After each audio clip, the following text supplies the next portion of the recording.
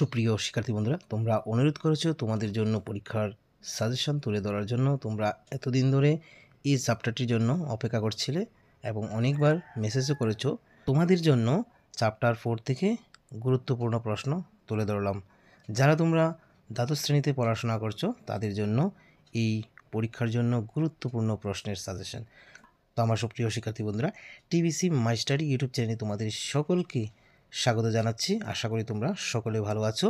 তো তোমরা যারা এই চ্যানেলে জুড়ে আছো তোমাদের সকলকে অনেক অনেক ধন্যবাদ জানাই, এবং যারা নতুন আছো অবশ্যই চ্যানেলটিকে সাবস্ক্রাইব করে পাশে থাকা বেল আইকন প্রেস করে রাখবে এমন ধরনের আরও সুন্দর সুন্দর ভিডিও পাওয়ার জন্য। তো চলো শুরু করছি তোমাদের উচ্চ মাধ্যমিক ফাইনাল পরীক্ষার জন্য গুরুত্বপূর্ণ প্রশ্নের সাজেশন চ্যাপ্টার 4। শিক্ষার বিভিন্ন বিষয়সমূহ, এটা থেকে তোমরা কি কি প্রশ্ন শিখবে এক নজরে তোমরা দেখে নাও। এই অধ্যায়টি থেকে 4-এর মান এবং 2-এর মান আসবে। হাফ ইয়ারলি পরীক্ষায় এমসিকিউ থাকবে এই অধ্যায়টি থেকে 2টি, এক কথায় থাকবে 2টি, এবং হাফ ইয়ারলি পরীক্ষার জন্য 2-এর মান থাকবে 2টি। হাফ ইয়ারলি পরীক্ষার জন্য 4-এর মান থাকবে 2টি। হ্যাঁ, এবার প্রি বোর্ড এবং বোর্ড ফাইনাল পরীক্ষা কী কী থাকছে একবার দেখে নাও। এমসিকিউ থাকবে একটি, এক কথায় থাকবে একটি। প্রি বোর্ড পরীক্ষা এবং বোর্ড ফাইনাল পরীক্ষা 2-এর মান থাকবে একটি, 4-এর মান থাকবে একটি। তো দেখো তোমরা হাফ ইয়ারলি পরীক্ষা যা যা আসবে তার অর্ধেক অংশ থাকবে প্রি বোর্ড এবং বোর্ড ফাইনাল পরীক্ষায়। তো এখানে সর্বমোট হাফ ইয়ারলি পরীক্ষার জন্য 16 নম্বর, আর প্রি বোর্ড এবং বোর্ড ফাইনাল পরীক্ষার জন্য 8 নম্বর। তাহলে বুঝতেই পারছো চতুর্থ অধ্যায় শিক্ষার বিভিন্ন বিষয়সমূহ, এই অধ্যায়গুলি থেকে হাফ ইয়ারলি যা যা আসবে তার অর্ধেক অংশ আসবে বোর্ড ফাইনাল পরীক্ষায়। তো আমি এইভাবেই প্রশ্নের সাজেশনগুলি তৈরি করেছি। তোমরা হাফ ইয়ারলি পড়তে পারো, তারপরে প্রি বোর্ড এবং বোর্ড ফাইনালের জন্য অর্থাৎ 2026 পরীক্ষার জন্য এই প্রশ্নগুলি তোমাদের জন্য খুবই গুরুত্বপূর্ণ প্রশ্ন, ইম্পর্ট্যান্ট প্রশ্ন রাখা হয়েছে। মনে বিশ্বাস রেখে এই প্রশ্নগুলি সবগুলি পড়ে নিতে পারো।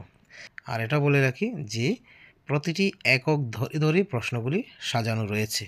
তো প্রথম একক, সহপাঠ্যক্রমিক কার্যাবলীর অর্থ, উদ্দেশ্য, প্রকারভেদ, শিক্ষামূলক উপযোগিতা।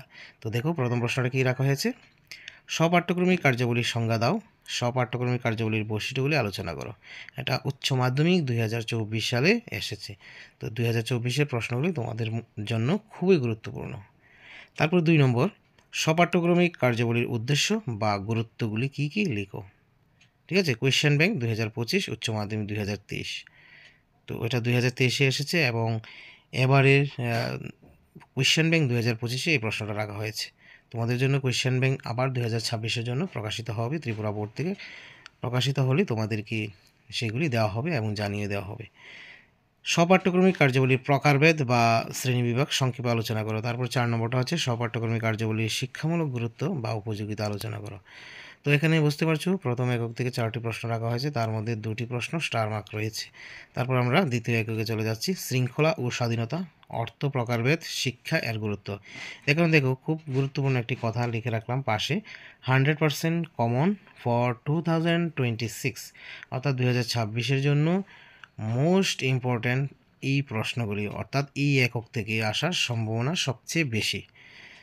ভালো করে এগুলি পড়বেই। তো দেখো প্রথম, শৃঙ্খলার প্রকারভেদ লেখো, স্টার মার্ক রয়েছে। শৃঙ্খলা বলতে কি বোঝায়, শিক্ষায় শৃঙ্খলার গুরুত্ব আলোচনা করো। এটা কোয়েশ্চেন ব্যাংক 2025 এই প্রশ্নটা রাখা হয়েছে। বহির্জাত ও অন্তর্জাত শৃঙ্খলার মধ্যে পার্থক্য লিখো, এটাও স্টার রয়েছে। স্বাধীনতা বলতে কি বোঝায়, স্বাধীনতা কত প্রকার ও কি কি। তারপরের প্রশ্ন হচ্ছে বাহ্যিক ও আভ্যন্তরীণ শৃঙ্খলা বলতে কি বোঝায়, অথবা বহির্জাত শৃঙ্খলা ও অন্তর্জাত শৃঙ্খলা প্রসঙ্গে সংক্ষিপ্ত আলোচনা। তারপরে শৃঙ্খলার আধুনিক ও প্রাচীন ধারণার মধ্যে তুলনামূলক আলোচনা করা, অর্থাৎ পার্থক্য কী তা লিখো। তাহলে এখানে যা রাখা হয়েছে 4-5টি রাখা হয়েছে, তো এগুলি থেকে আসার সম্ভাবনা বেশি। ভালো করে পড়বে। তৃতীয় এককে যাচ্ছি, এটাও দেখো 100% কমন ফর 2026, মূল্যবোধের শিক্ষা থেকে। মূল্যবোধের শিক্ষার প্রয়োজনীয়তা, শিক্ষার মাধ্যমে মূল্যবোধ বিকাশের উপায়। দেখো কী কী শিখবে তোমরা, মূল্যবোধ কী, মূল্যবোধের প্রয়োজনীয়তা লেখো, স্টার মার্ক। শিক্ষার মাধ্যমে কিভাবে মূল্যবোধের বিকাশ সাধন করা যায় তা সংক্ষেপে আলোচনা করো, এটাও স্টার মার্ক দেওয়া আছে। তারপরে এই প্রশ্নটা অথবা দিয়ে মূল্যবোধ বিকাশে শিক্ষার ভূমিকা, অথবা রয়েছে শিক্ষার মাধ্যমে মূল্যবোধ বিকাশের উপায়গুলি কি কি। তো বুঝতে পারছো এই প্রশ্নগুলির কতগুলির অথবা রয়েছে।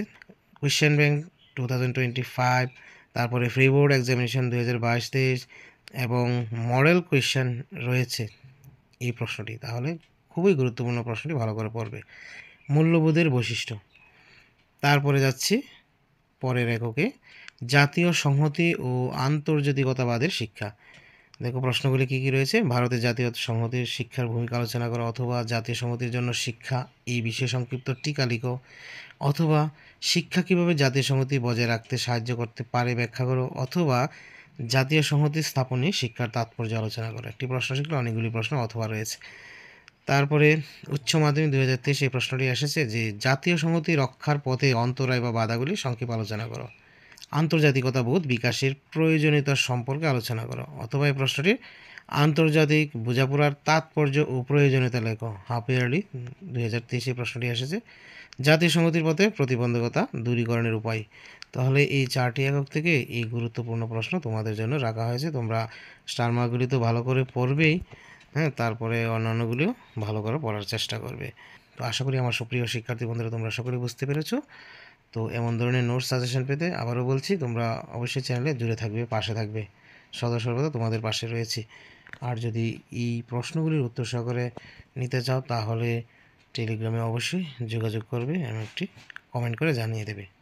তো তোমরা ভালো থেকো, সুস্থ থেকো। Always by the side of the students. Thank you.